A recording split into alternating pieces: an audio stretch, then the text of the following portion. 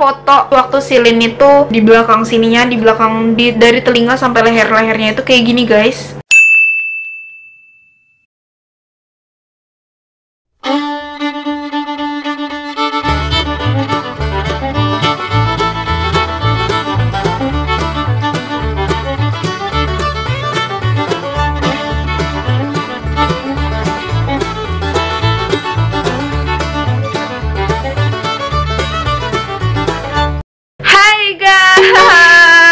Welcome back to Fabio's YouTube channel.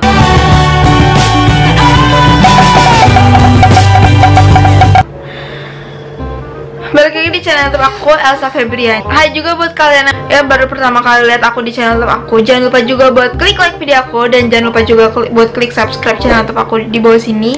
Dan jangan lupa juga buat nyalain lonceng notifikasinya supaya kalian bisa tahu kapan aku upload. Sesuai judulnya, jadi di video kali ini aku mau ngebahas tentang seseorang yang kulitnya itu rusak gara-gara pemakaian kosmetik yang tidak jelas gitu ya. Kosmetik abal-abal.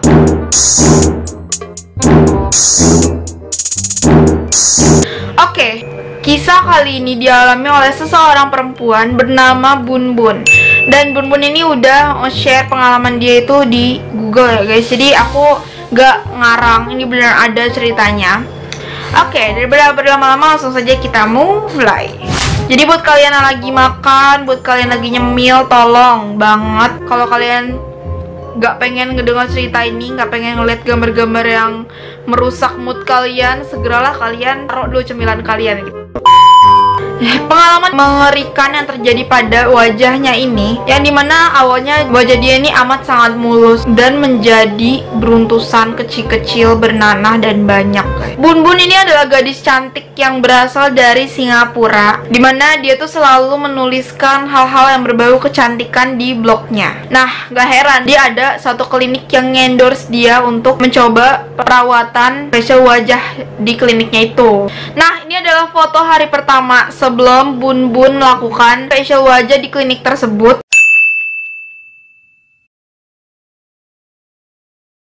Dan setelah dia melakukan facial wajah di klinik tersebut. Setelah dia melakukan facial wajah di klinik tersebut, dia ngerasa kalau mukanya itu masih biasa-biasa aja, masih tampak baik-baik aja nih. Pokoknya di foto dia manis banget lah ya, dia cantik banget lah pokoknya nih. Dan di hari kedua, Bun Bun mendapati bintik-bintik merah yang tiba-tiba timbul di muka dia. Fotonya kayak gini guys.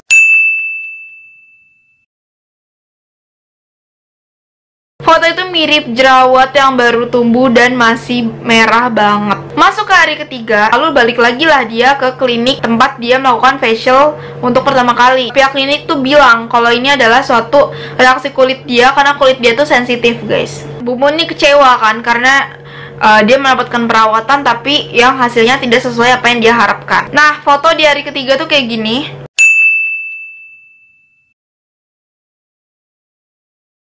Lalu di hari keempat, Bun Bun kembali memeriksakan kulitnya ini guys. Nah, pihak klinik ini bilang kalau efek yang ditimbulkan dari kulitnya si Bun Bun ini bakal menjadi lebih baik. Tapi Bun Bun ini ngerasa kayak bohongan kali ini, merasa tuh omongan tuh kosong gitu, nggak percaya. Nah, Bun Bun ini mempunyai seseorang yang dia itu merupakan ahli kecantikan dan mengatakan kalau misalkan kondisi yang memburuk akan semakin memburuk. Sejak awal mereka bohong dengan mengatakan bahwa besok kulitnya akan menjadi lebih baik. Gitu katanya, dia tulis di blognya. Saat dia balik ke rumah, Bun Bun mendapati kulitnya itu semakin berminyak dan juga benjolan-benjolan di wajahnya itu semakin subur. Nanahnya itu semakin banyak. Nah, ini dia foto di hari keempat.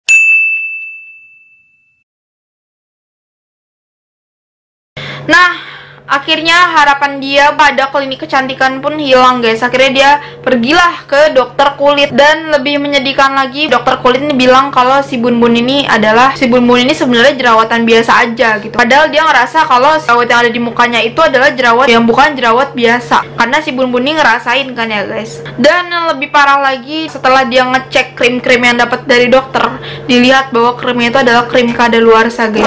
Yang bener aja nggak sih lo ke dokter terus dikasih obat kadaluarsa?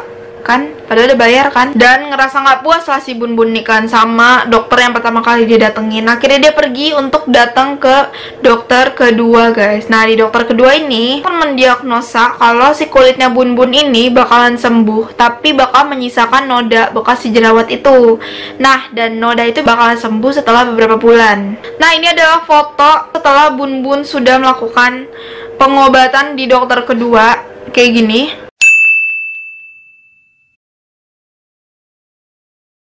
Dimana kata dia kondisi kulitnya itu sekarang sudah mulai jauh lebih baik, tapi masih banyak banget sisa-sisa merahan, tapi benjolan sama nanah-nanahnya tuh udah hilang guys. Ya intinya cerita dari si Bun Bun ini kita jadikan pelajaran saja guys, karena emang semengerikan itu gitu, ternyata marketing tuh membahayakan banget guys. Nah next ke cerita selanjutnya. Cerita kali ini dialami oleh Lynn Gregory. Wanita ini berumur 56 tahun dan berasal dari Ole Dorset. Gue nggak tahu itu dari mana ya. Tolong nih kasih tahu itu dari mana.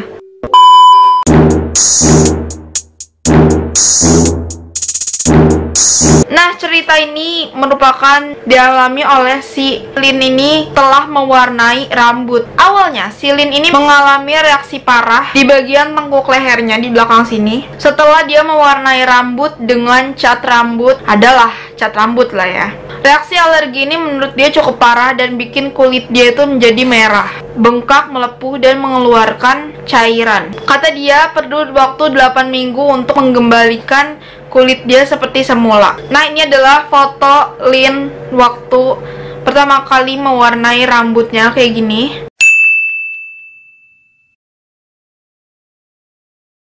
Sebelum menggunakan cat rambut, Lin ini dia menggunakan steroid hingga kulitnya tuh putih guys. Dan Lin sudah melakukan tes kulit sebanyak 48 kali. Sebelumnya tidak ada reaksi alergi, tapi pas cat rambutnya tuh dipakai malah timbul alergi di bagian tengkuk dan telinganya. Nah karena kondisi saat itu jadi membuat dia risih, akhirnya dia terpaksa buat memotong rambutnya itu agar tidak mengenai ujung leher. Dan sampai saat itu dia udah nggak pernah warnain rambut lagi guys. Tapi sebelumnya tuh dia emang udah pernah menggunakan merek ini, tapi baru kali ini hal itu terjadi gitu. Reaksi ya yang bener-bener parah tuh terjadi.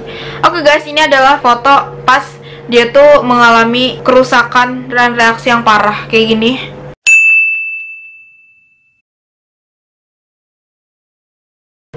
Serem banget guys, aduh.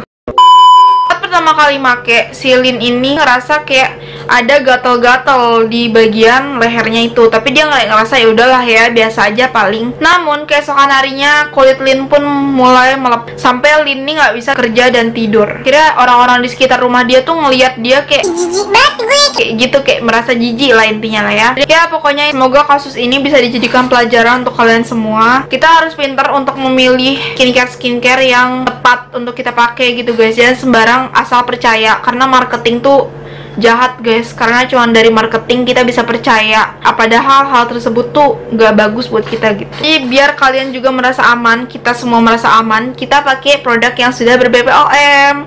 Dan jangan lupa juga buat pakai produk-produk yang udah dijual di pasaran, kayak yang sudah masuk supermarket itu, karena lebih aman. Kayak contohnya Amina, Wardah gitu-gitu kan, jadi aman itu kan, kayak lo make kalau nggak cocok juga nggak bakal kayak gimana-gimana gitu reaksinya. Nah guys, segitu aja cerita dari aku. Jadi di sini aku pengen ngebuka buat kalian semua yang pengen cerita tentang jerawat kalian ke aku. Bisa banget, kalian bisa DM aku dan kalian bisa cerita tentang jerawat kalian dari pertama kali sampai jerawat kalian bisa sembuh. Bisa foto-foto pada saat proses penyembuhan jerawat kalian. Dan jangan lupa juga buat naruh tanggal-tanggalnya supaya lebih paham lagi gitu. Dan buat kalian yang bersedia, cerita kalian bakalan aku share di YouTube aku supaya bisa memotivasi acne fighter lain gitu. Oke, thanks buat kalian yang udah nonton video aku. Jangan lupa juga buat klik like video aku, dan jangan lupa buat klik subscribe di bawah sini, dan jangan lupa juga buat nyalain lonceng notifikasinya. Komen dan share video aku sebanyak-banyaknya supaya kalian bisa tahu kapan aku upload. Dadah.